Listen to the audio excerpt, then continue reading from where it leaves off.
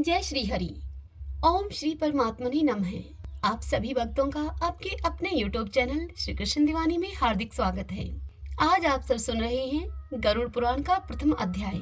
सबसे पहले आप गरुड़ पुराण के महत्व को जान लीजिए। गरुड़ पुराण को सुनने से पितरों को मुक्ति मिलती है। पुत्र की अभिलाषा रखने वाले को पुत्र की प्राप्ति होती है। यह पुराण इस लोक और परलोक दोनों में ही सुख प्रदान करने वाला है। जो भी मनुष्य इस पवित्र गरुड़ पुराण प्रेतकल्प को सुनता है अथवा सुनाता है, वह दोनों ही पाप से मुक्त हो जाते हैं। वह दोनों कभी भी दुर्गति को प्राप्त नहीं करते। इसलिए इस समस्त दुखों के विनाश करने वाले, धर्म, अर्थ, काम और मोक्ष के देने वाले गरुड़ पुराण प्रेतकल्प को विशेष प्रयत्न करके अवश्य ही सुनना चाहिए। ऐसा कुछ लोगों का मानना है कि गरुड़ पुराण को घर में नहीं रखना चाहिए। इस पुराण कथा को केवल श्राद्ध आदि प्रेत कार्यों में ही सुनना अथवा पढ़ना चाहिए, तो यह उनकी धारणा बहुत गलत है।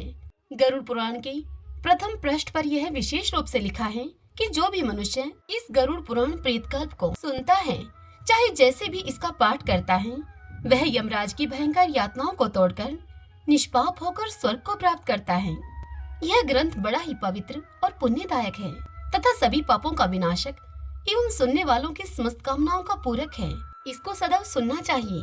तो आइए आज से हम प्रथम अध्याय से गरुड़ पुराण का श्रवण करें। गरुड़ पुराण का संपूर्ण सार 17 अध्यायों में निहित है।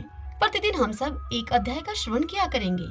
सभी बोलिए गणेश जी महाराज की जय, गरुड़ पुराण की जय। जय श्री हरि। ओम श्री परमात्मने नमः। धर्म ही जिसका सदृढ़ मूल है, वेद जिसका स्कंद है, स्कंद तने को कहते हैं। पुराण रूपी शाखाओं से जो समृद्ध है, यज्ञ जिसका पुष्प है और मोक्ष जिसका फल है, ऐसे भगवान मधुसूदन रूपी पादप कल्प वृक्ष की जय हो। देव क्षेत्र नैमिषारण्य में स्वर्गलोक की प्राप्ति की कामना से शौनक आदि ऋषियों ने एक बार सहस्त्र वर्ष में पूर्ण होने वाले यज्ञ को प्रारंभ किया। एक समय प्रातः काल के हवन आदि कृत्यों का संपादन करके उन सभी मुनियों ने कार्य किए गए आसन पर बैठे हुए सूत जी महाराज से आदर पूर्वक यह पूछा। ऋषियों ने सूत जी से कहा, हे सूत जी महाराज, आपने सुख देने वाले देव मार्ग का सम्यक निरूपण हमसे किया। इस समय हम लोग भयावह यम मार्ग के विषय में सुनना चाहते हैं आपसे। आप सांसारिक दुखों को और उस कलेश के विनाशक साधनों को तथा इस लोक और परलोक के कलेशों को यथावत हमसे वर्णन करने में समर्थ हैं। अतः उनका हमसे वर्णन कीजिए। तब सूत जी बोले कि हे मुनियों, आप लोग सुने। मैं अत्यंत दुर्गम यम मार्ग के विषय में आपसे कहता हूँ, जो पुण्य आत्मा जनों के लिए सुखद और पापियों के लिए दुखद है।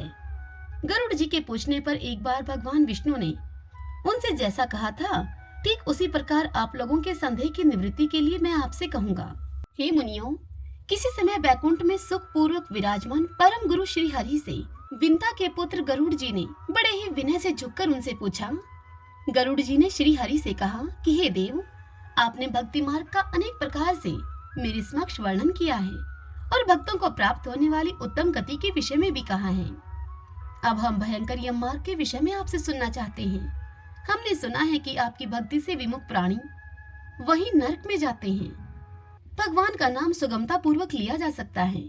जीवा प्राणी के वश में है, तो भी लोग नरक को क्यों जाते हैं? ऐसे अधम मनुष्यों को बार बार धिक्कार है। इसलिए हे भगवान, पापियों को जो गति प्राप्त होती है तथा यम मार्ग में जैसे भी अनेक प्रकार के दुख को प्राप्त करते हैं, उसे आप मुझसे कहें। तब श्री भगवान गरुड़ जी से बोले, हे पक्षींद्र, सुनो, मैं यम मार्ग के विषय में तुमसे कहता हूँ, जिस मार्ग से पापी जन नरक की यात्रा करते हैं और जो सुनने वाले के लिए भी बड़ा ही भयावह है। हे ताक्षर्य, जो प्राणी सदा पाप परायण है, दया और धर्म से रहित है, जो दुष्ट लोगों की संगति में रहते हैं, सत्शास्त्र और सत्संगति से विमुख हैं, जो अपने को स्वयं प्रतिष्ठित मानते हैं, अहंकारी हैं तथा धन और मान के मद से चोर हैं, आसुरी शक्ति को प्राप्त हैं तथा देवी संपत्ति से रहित हैं, जिनका चित्त अनेक विषयों में आसक्त होने से भ्रांत है, जो मोह के जाल में फंसे हैं और कामनाओं के भोग में ही लगे हुए हैं। ऐसे व्यक्ति अपवित्र नरक में गिरते हैं। जो लोग ज्ञानशील हैं, वे परम गति को प्राप्त होते हैं पापी मनुष्य दुख पूर्वक यम की यातना को प्राप्त करते हैं। पापियों को इस लोक में जैसे दुख की प्राप्ति होती है और मृत्यु के बाद वे जैसी यातनाओं को प्राप्त करते हैं। अब तुम मुझसे वह सुनो। यथा उपार्जित पुण्य और पाप के फलों को पूर्व में भोग कर कर्म के संबंध में उसे कोई शारीरिक रोग हो जाता है। आधि और व्याधि अर्थात मानसिक रोग और शारीरिक रोग से युक्त तथा जीवन धारण करने की आशा से उत्कंठित उस व्यक्ति की जानकारी के बिना ही सर्प की भांति बलवान काल उसके समीप पहुंचता है। उस मृत्यु की संप्राप्ति की स्थिति में उसे वैराग्य नहीं होता। उसने जिनका भरण पोषण किया था उन्हीं के द्वारा उसका भरण पोषण होता है। अवस्था के कारण विकृत रूप वाला और मरणाभिमुख वह व्यक्ति घर में अवमानना पूर्वक दी हुई वस्तु को कुत्ते की भांति खाता हुआ जीवन व्यतीत करता है। वह रोगी हो जाता है, उसे मंदाग्न हो जाता है और उसका आहार तथा उसकी सभी चेष्टाएं कम हो जाती हैं। प्राण वायु के बाहर निकलते समय उसकी आंखें उलट जाती हैं, उसकी नाड़ियां कफ से रुक जाती हैं, उसे खांसी और श्वास लेने में प्रयत्न करना पड़ता है तथा उसके कंठ से गुर गुर के शब्द निकलने लगते हैं। चिंता मगन स्वजनों से घिरा हुआ तथा सोया हुआ वह व्यक्ति कालपाश के वशीभूत होने के कारण बुलाने पर भी नहीं बोलता। इस प्रकार कुटुंब के भरण पोषण में ही निरंतर लगा रहने वाला अजितेंद्रिय व्यक्ति अंत में रोते बिलखते बंधु बांधवों के बीच उत्कट वेदना से संज्ञा शून्य होकर मर जाता है। हे गरुड़, उस अंतिम क्षण में प्राणी को व्यापक दृष्टि प्राप्त हो जाती है। व्यापक दृष्टि दिव्य दृष्टि को कहा जाता है, जिससे कि वह लोक और परलोक को एकत्र देखने लगता है। अतः चकित होकर वह कुछ भी कहना नहीं चाहता। यमदूतों के समीप आने पर उसकी सभी इंद्रियां विकल हो जाती हैं, चेतना जड़ीभूत हो जाती है और प्राण उसके चलायमान हो जाते हैं। आतुरकाल में प्राण वायु के अपने स्थान से चल देने पर एक क्षण भी एक कल्प के समान उसे प्रतीत होता है और 100 बिच्छुओं के डंक मारने जैसी उसे पीड़ा होती है। 100 बिच्छुओं के डंक मारने की पीड़ा का उसे अनुभव होने लगता है। वह मरणासन व्यक्ति मुंह से फेन उगलने लगता है। फेन झाग को कहा जाता है और उसका मुख लार से भर जाता है। पापी जनों के प्राण वायु अधो द्वार से निकलते हैं, अर्थात जो मनुष्य पापी होते हैं उनके प्राण गुदा मार्ग से निकलते हैं। उस समय दोनों हाथों में पाश और दंड धारण किए हुए नगन अवस्था में दांतों को कटकटाते हुए क्रोधपूर्ण नेत्रों वाले यम के 2 भयंकर दूत उसके समीप में आते हैं। उनके केश ऊपर की ओर उठे होते हैं, वे कोवे के समान काले होते हैं और टेढ़े मुख वाले होते हैं तथा उनके नख आयुध की भांति होते हैं। उन्हें देखकर भयभीत हृदय वाला वह मरणासन प्राणी मलमूत्र का विसर्जन करने लगता है।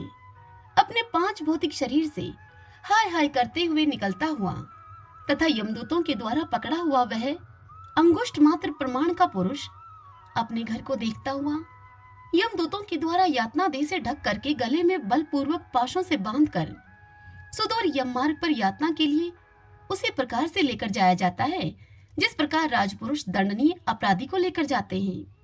राजपुरुष राजा के सैनिकों को कहते हैं। इस प्रकार लेकर जाए जाते हुए उस जीव को यम के दूत तर्जना करके डराते हैं और नरकों के तीव्र भय का पुनः पुनः उससे वर्णन करते हैं, अर्थात यमदूत उसे लेकर जाते हुए उसे नरकों का वर्णन सुनाते हैं। यमदूत उसे कहते हैं, अरे दुष्ट, शीघ्र चल, तुम यमलोक जाओगे। आज तुम्हें हम सब कुंभीपाक आदि नरकों में शीघ्र ही लेकर जाएंगे। इस प्रकार यमदूतों की वाणी तथा बंधु बांधवों का रुदन सुनता हुआ वह जीव जोर से हाहाकार करके विलाप करता है और यमदूतों के द्वारा प्रताड़ित किया जाता है। यमदूतों की तर्जना से उसका हृदय विदीर्ण हो जाता है, वह कांपने लगता है। रास्ते में उसे कुत्ते काटते हैं और अपने पापों का स्मरण करता हुआ वह पीड़ित जीव यम मार्ग में इस प्रकार चलता है। भूख और प्यास से पीड़ित होकर सूर्य दावाग्नि एवं वायु के झोंकों से संतप्त होते हुए और यमदूतों के द्वारा पीठ पर कोड़े से पीटे जाते हुए उस जीव को तपी हुई बालुका से पूर्ण तथा विश्राम रहित और जल रहित मार्ग पर असमर्थ होते हुए भी बड़ी कठिनाई से चलना पड़ता है। थककर जगह जगह गिरता और मूर्छित होता हुआ वह पुनः उठकर पापीजनों की भांति अंधकार पूर्ण यमलोक में लेकर जाया जाता है। 2 अथवा 3 मुहूर्त में वह मनुष्य यमलोक पहुंचाया जाता है और यमदूत उसे घोर नरक यातनाओं को दिखाते हैं। मुहूर्त मात्र में यम को तथा नरक की यातनाओं के भय को देखकर वह व्यक्ति यम की आज्ञा से आकाश मार्ग से यमदूतों के साथ पुनः इस लोक अर्थात मनुष्य लोक में फिर चला आता है। मनुष्य लोक में आकर अनादि वासना से बद्ध वह जीव देह में प्रविष्ट होने की इच्छा रखता है, अर्थात अपनी काया में वह फिर से आना चाहता है, किंतु यमदूतों के द्वारा पकड़कर पाश में बांधे दिए जाने से भूख और प्यास से अत्यंत पीड़ित होकर वह रोता है। श्री हरि गरुड़ जी को इतनी कथा सुनाकर आगे कहते हैं, हे ताक्षर्य, वह पातकी प्राणी पुत्रों से दिए हुए पिंड तथा आतुर काल में दिए हुए दान को प्राप्त करता है तो भी उस नास्तिक को तृप्ति नहीं होती। पुत्र आदि के द्वारा पापियों के उद्देश्य से किए गए श्राद्ध, दान और जलांजलि उनके पास ठहरती नहीं है। अतः पिंडदान का भोग करने पर भी वे क्षुधा से व्याकुल होकर यम मार्ग में जाते हैं। जिनका पिंडदान नहीं होता वे प्रेत रूप में होकर कलप पर्यंत निर्जन वन में बहुत दुखी होकर भ्रमण करते रहते हैं। सैकड़ों करोड़ कल्प बीत जाने पर भी बिना भोग किए हुए कर्म फल का नाश नहीं होता और जब तक वह पापी जीव यातनाओं का भोग नहीं कर लेता तब तक उसे मनुष्य शरीर भी प्राप्त नहीं होता। हे पक्षीराज गरुड़, इसीलिए पुत्र को चाहिए कि वह 10 दिनों तक प्रतिदिन पिंडदान करे। हे पक्षी श्रेष्ठ, वे पिंड प्रतिदिन 4 भागों में विभक्त होते हैं। उनमें 2 भाग तो प्रेत के देह के पंचभूतों की पुष्टि के लिए होते हैं, तीसरा भाग यमदूतों को प्राप्त होता है और चौथे भाग से उस जीव को आहार प्राप्त होता है। 9 रात दिनों में पिंड को प्राप्त करके प्रेत का शरीर बन जाता है और 10वें दिन उसमें बल की प्राप्ति होती है। हे खग, मृत व्यक्ति के देह के जल जाने पर पिंड के द्वारा पुनः 1 हाथ लंबा शरीर उसे प्राप्त होता है, जिसके द्वारा वह प्राणी यमलोक के रास्ते में शुभ और अशुभ कर्मों के फल को भोगता है। पहले दिन जो पिंड दिया जाता है उससे उसका सिर बनता है, दूसरे दिन के पिंड से उसकी गर्दन बनती है और कंधे तथा तीसरे दिन के पिंड से उसका हृदय बनता है। चौथे दिन के पिंडदान से उसकी पीठ बनती है, 5वें दिन के पिंडदान से उसकी नाभि, छठे तथा 7वें दिन के पिंडदान से उसकी कमर और गुह्यांग उत्पन्न होते हैं। 8वें पिंड से जांघें और 9वें पिंड से घुटने तथा पैर बनते हैं। इस प्रकार 9 पिंडों से देह को प्राप्त करके 10वें पिंड से उसकी क्षुधा और तृषा अर्थात भूख और प्यास ये दोनों जागृत होती हैं। इस पिंड शरीर को प्राप्त करके भूख और प्यास से पीड़ित वह जीव 11वें तथा 12वें 2 दिन भोजन करता है। 13वें दिन यमदूतों के द्वारा बंदर की तरह बंधा हुआ वह प्राणी अकेला उस यम मार्ग में जाता है। हे खग, मार्ग में मिलने वाली वैतरणी नदी को छोड़कर यमलोक के मार्ग की दूरी का प्रमाण 86,000 योजन है। वह प्रेत प्रतिदिन रात दिन में 247 योजन चलता है। मार्ग में आए हुए इन 16 पुरों अर्थात 16 नगरों को पार करके पातकी व्यक्ति धर्मराज के भवन में पहुंचता है। सौम्यपुर, सौरीपुर, नगरेंद्र भवन, गंधर्वपुर, शैलागम, क्रोचपुर, क्रूरपुर, विचित्र भवन, भ्रवापदपुर, दुखदपुर, नानाक्रंदपुर, सुतप्त भवन, रौद्रपुर, प्रियोवर्षणपुर, शीताढ़पुर तथा बहुभीतिपुर को पार करके इनके आगे यमपुरी में धर्मराज का भवन स्थित है।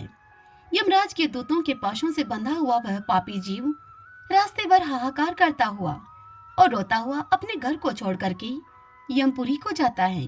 श्रीमन नारायण नारायण हरि हरि, भजमन नारायण नारायण हरि हरि।